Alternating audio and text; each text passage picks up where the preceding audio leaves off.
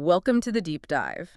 Today, we're looking at something, well, quite surprising happening in Afghanistan. It really is. Afghanistan, under the Taliban, and yet you're seeing reports of crowds chanting, India Zindabad, long live India. Exactly. While at the same time, these reports show pretty vocal criticism aimed at, let's say, more traditional players there, like the U.S. and Pakistan. It's a real paradox. It is. And what our sources are showing is this isn't just, random occurrence. It looks like the result of a very deliberate, long-term strategic play by India. A strategic shift, really. We're talking about diplomacy through aid, reshaping influence in the region. Yeah, exactly. And the flashpoint recently, a thing that caught everyone's eye, was the arrival of all these trucks, wasn't it? Hundreds of them, apparently. That's right. Adorned with the Indian flag. And specifically, there was a recent delivery, I think the course has mentioned 16 tons of medicines, medical kits. Yeah, crucial stuff arriving in Kabul. I mean, you can imagine the visual impact of that alone. It really crystallizes the whole situation. Yeah.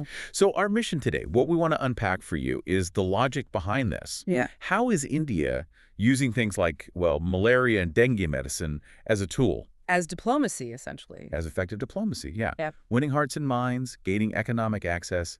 How does it all work? Okay, let's get into it. #, the new face of aid, winning hearts. So starting with that recent shipment, the 16 tons, the sources emphasize how specific it was. Right, not just general aid. No, it was medicine directly targeting things like malaria, dengue fever. Yeah. Real public health crises happening right now. That kind of precision seems really important. That precision feels like the key, doesn't it? When aid directly addresses an urgent, life-threatening need, the effect is immediate. Absolutely. And the reports highlight this difference in how it's received. You have these Indian-flagged trucks met by crowds, thankful crowds, celebrating, chanting pro-India slogans. It's stark contrast to other situations.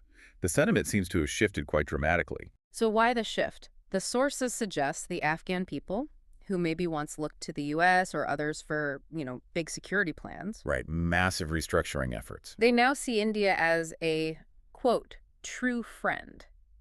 What explains that difference in perception? Well, it seems to come down to perceived motives.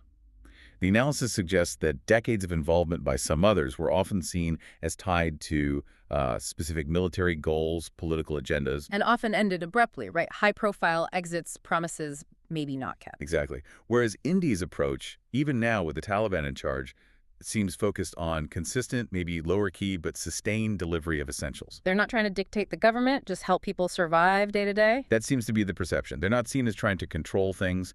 And this idea, this soft power, achieving goals without military force, the sources say this could become India's greatest strength there. Diplomacy without the interventionist baggage. Precisely. It's costly, sure. But the return in terms of credibility, long-term goodwill, apparently it's seen as worth it. An investment in stability, you could say. Yes, and in goodwill. Sending a message of, we stand with you, not we control you. And that lets India keep a foothold, keep influence, even when the politics in Kabul change drastically. #, historical context, and long-term commitment. And that consistency, that reliability, it's built over time, isn't it? This isn't just something India started doing yesterday. Not at all.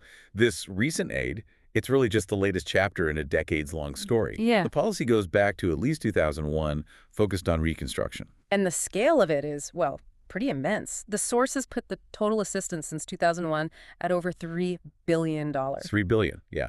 And importantly, it wasn't just, money handed over with strings attached. It was largely focused on building things, on infrastructure for the nation.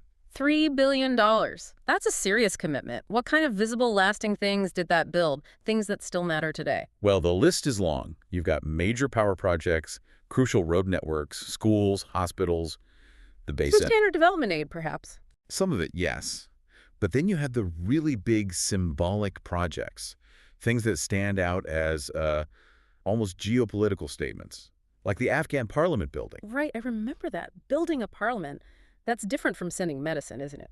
Strategically speaking. It's a huge statement. It's an investment in the idea of Afghan sovereignty, self-governance, maybe even a democratic future back then. And the Salma Dam. The Salma Dam, yeah.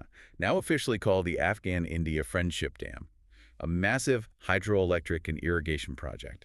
Power, water security. Things that directly improve lives and are hard to ignore. Exactly. They're enduring symbols of India's commitment, seen as relatively neutral, focused on Afghan stability itself. And this commitment, the sources say, it continued even after the Taliban takeover in 2021. It did, which shows adaptability. The political scene changed dramatically, but India adjusted its strategy and kept the aid flowing. Well, in 2022, for instance, after the shift, India started sending huge amounts of wheat. We're talking initially over 30 trucks, consignments up to 2,000 tons at a time, over 500 tons delivered pretty quickly. So continuity. Regardless of who's in charge in Kabul, the aid kept coming. And that reinforces that true friend narrative we talked about. It signals a long-term commitment. ### India's strategic aims. The so what? Okay, so that brings us to the payoff for India. Why invest $3 billion? Why keep sending aid? What's the strategic return? The sources seem to point to three main advantages. Right. The first one, and maybe the most valuable in the long run, is what we've been discussing. Soft power and credibility. Winning hearts and minds. Exactly. Gaining the trust of the Afghan people. When you see those welcoming crowds, that's the soft power dividend right there. India becomes seen as a reliable partner, especially compared to others whose involvement felt perhaps more transactional. Okay, soft power. But then there's the hard economics. Benefit number 2. Economic access and market expansion. This isn't just charity, it's smart economics.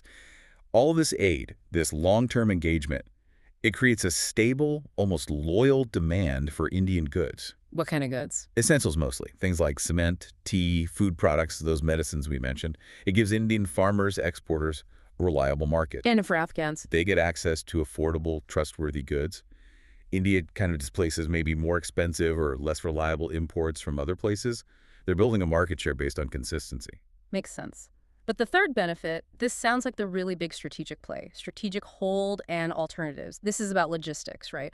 Overcoming old problems. This is the geopolitical chess game. Okay. It's about supply chain control, basically. For years, India's access to Afghanistan, which is landlocked, was difficult. Because you had to go through Pakistan. Primarily, yes.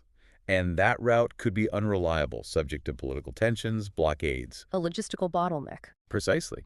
So a major strategic goal for India has been to find ways around that, to neutralize that potential blockade. And that's where the investment in alternative routes comes in.